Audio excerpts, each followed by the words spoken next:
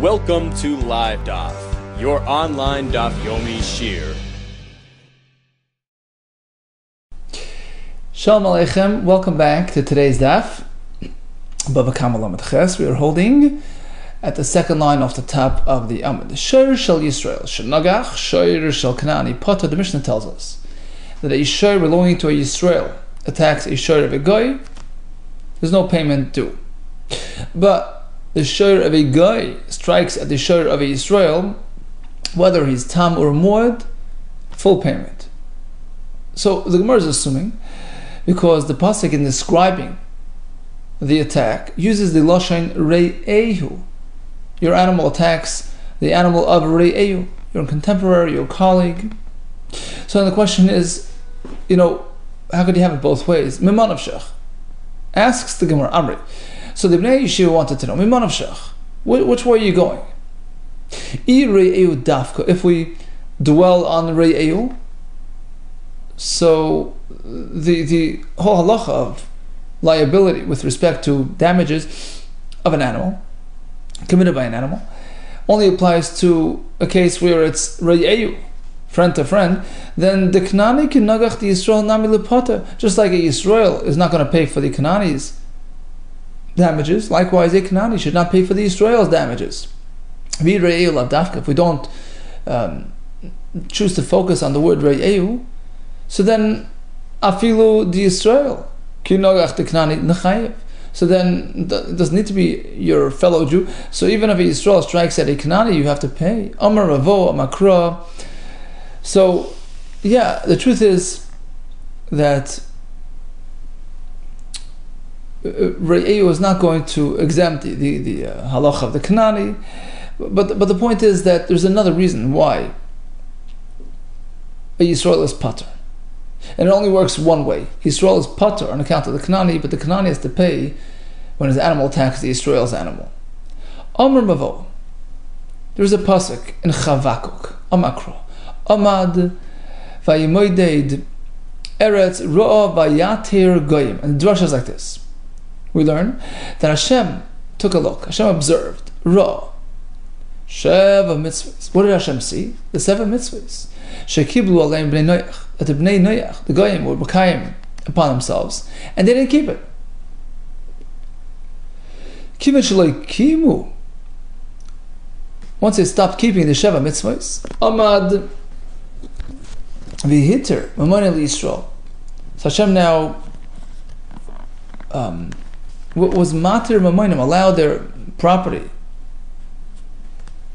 made it hefker to the Yisrael. Now, Tosfos points out that, of course, it's only in the context of the shir that's mazik, so damages incurred by the goyish property on account of the Yisrael's animal. So if the Yisrael's animal attacks the shir be'iknani, this pasuk tells you, Amad v'hiter mamoneh Yisrael. Hashem allowed the Yisrael, gave a heter, permitted their money, but it doesn't mean to outright steal. Tosfos brings a Gemara that there's a shita that says Gezel Kanani is also.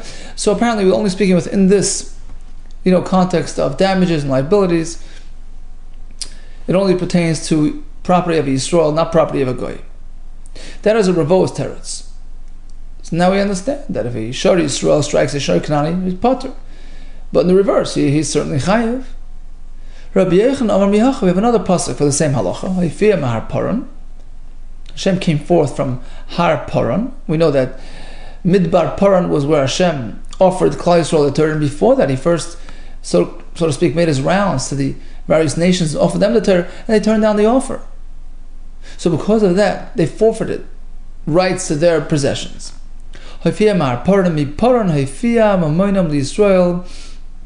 Because of Paran, because of their refusal to accept the Torah, they lost their rights of ownership in this world, so to speak, and therefore Hashem exposed Mamonim Yisrael, the property to Yisrael. Yisrael is not chayev for these damages. Tani Namihachi, we have the same in a brayso, a raya to the Amiroim, who sourced this idea from these psukim. Shoir Shel Yisrael, that attacked a shoir of a goy, Shenagach Shor Kanani, potter. But in the reverse, Shor Kanani, Shenagach Shor Yisrael, either way, Bein Tam, Bein Mod Mishal Nizak Shalom. Shenamar, based on these psukim. Amad ve'imoidid eretz roa vayater goyim. V'omer, we have the other pasuk, Afiyah ma'ar paran. Now, why do we need two psukim for the same idea? Mai v'omer. B'chitema, perhaps we'll say, Hi Amad ve'imoidid eretz, the first pasuk, Miboile, is needed for a different point. Look at the Rav Masna, look at the Rav Yosef coming up soon. Tashma, that's what we need the extra pasuk, Afiyah ma'ar paran.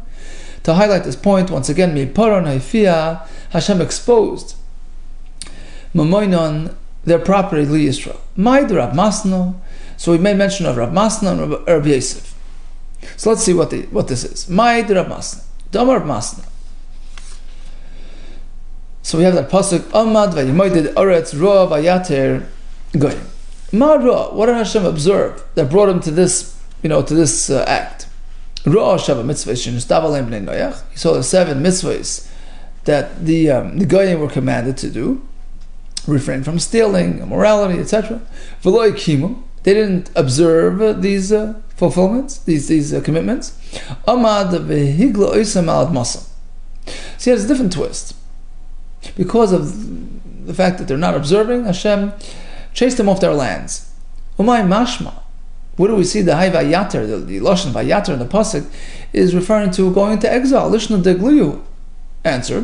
Ksivach vayater goyim. We have the lashon vayater. Ksiv hasam, and describing a grasshopper, the pasuk says lenater ben al aretz. He has these special sort of legs that allow him to be menaser. What is lenaser? Umitargum, we have the translation in Onkelos, lekafza ben al ara, to jump around. Vayater means to jump around, to relocate from place to place, and that's what the pasuk means. The goyim were compelled to relocate due to their failure to fulfill the mitzvahs b'nei noyach. So that's Rav Masna's approach. Ma'adir Rav Yosef. What's Rav Yosef's approach? Rav Yosef, Amad v'yimoidid eretz roa v'chulu. Mara, what did Hashem notice? Roa sheva mitzvahs shekil b'nei noyach, right? V'leikimum. Amad v'yitiron lahem. According to this approach, Hashem was matir. Hashem going forward permitted. He no longer bound them to the Sheva mitzvahs because they failed to fulfill them. Well, iskur you gain by misbehaving. It becomes mutter, becomes permitted. In kain matzinu chayt niskos, you have a sinner who gains. It's not the way to go. No, that's not what it means. They're still bound, but they lose their reward. Even if they keep the mitzvahs, they don't get reward because they lost their opportunity. So they still have to do it. They don't get rewarded for it. Really? Really not? How do we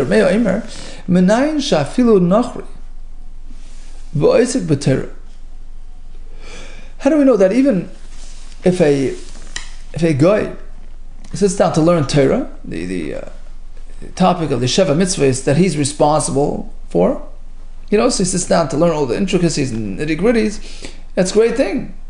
Shukha Kohen Gadol. He's dear to Hashem like a Kohen Gadol going to the Kodesh HaKadoshim. How do I know that? The pasuk says, "Asher yasa oisam adam v'chai bohem." An adam will do these things and he lives with it. Now, it doesn't say Kohanim, Levim, Yisrael, they'll do it. It doesn't say that. Ella, pasuk uses a very general, generic term, adam, a human being.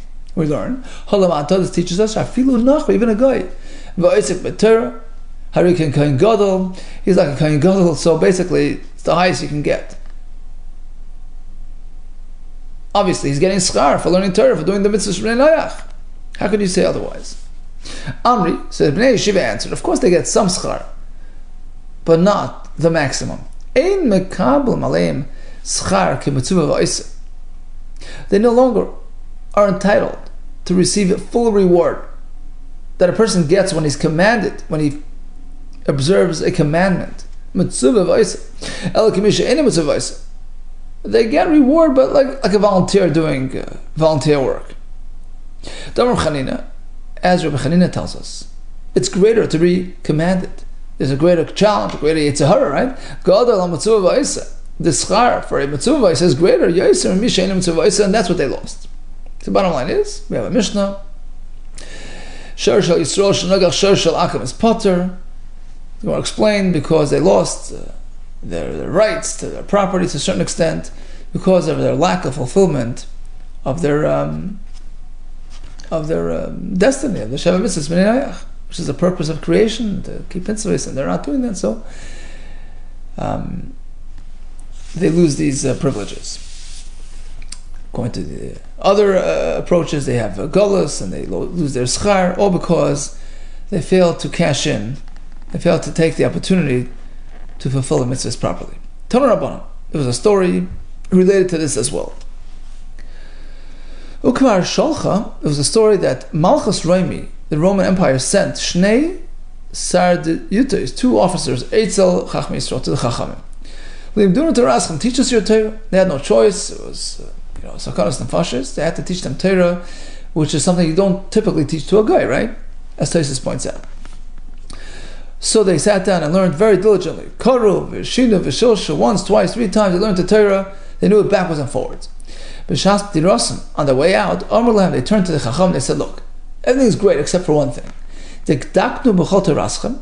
We went through, meticulously your entire Torah. Ve'emesu, it's all truth, it's all beautiful. Chutz m'davar hazeh she'atem omrim, except for the following halacha.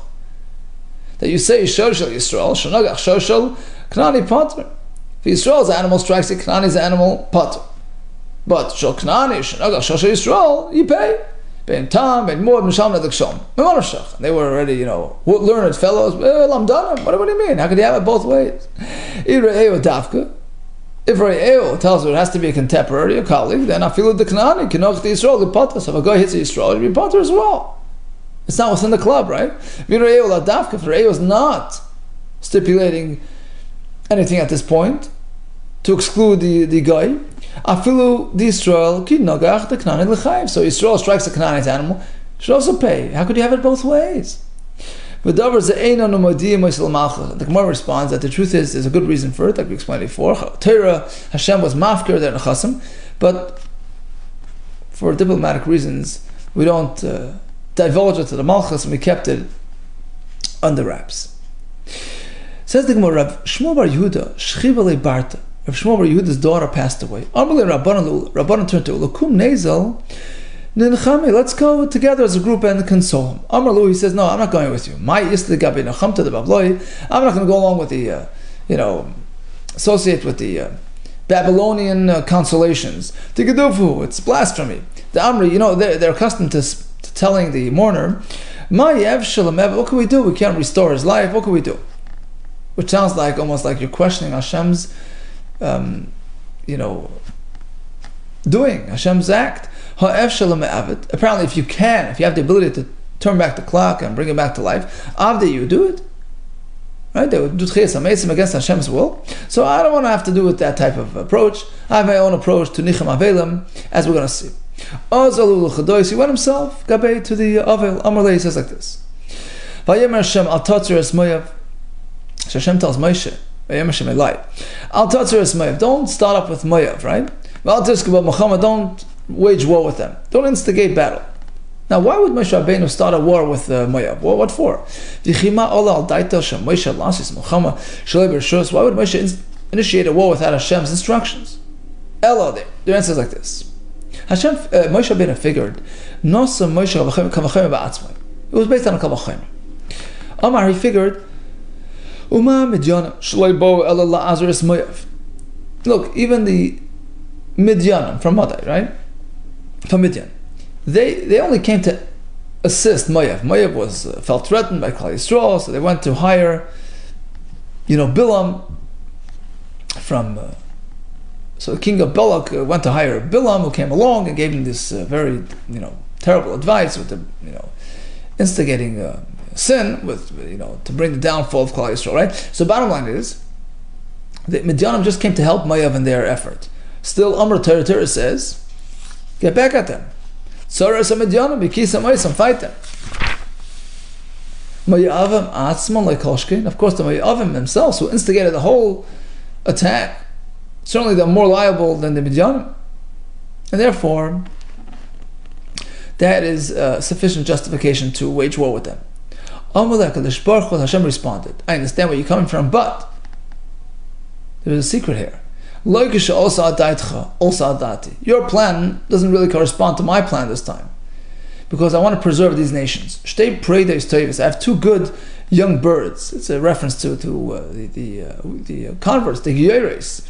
They're going to come out of these nations eventually. I have to wait for these Preidos coming out of these nations. Rus from Moab, HaMoabiyah, and V'na'ama from Ammon, Ha'amonis. And therefore, let them stay put.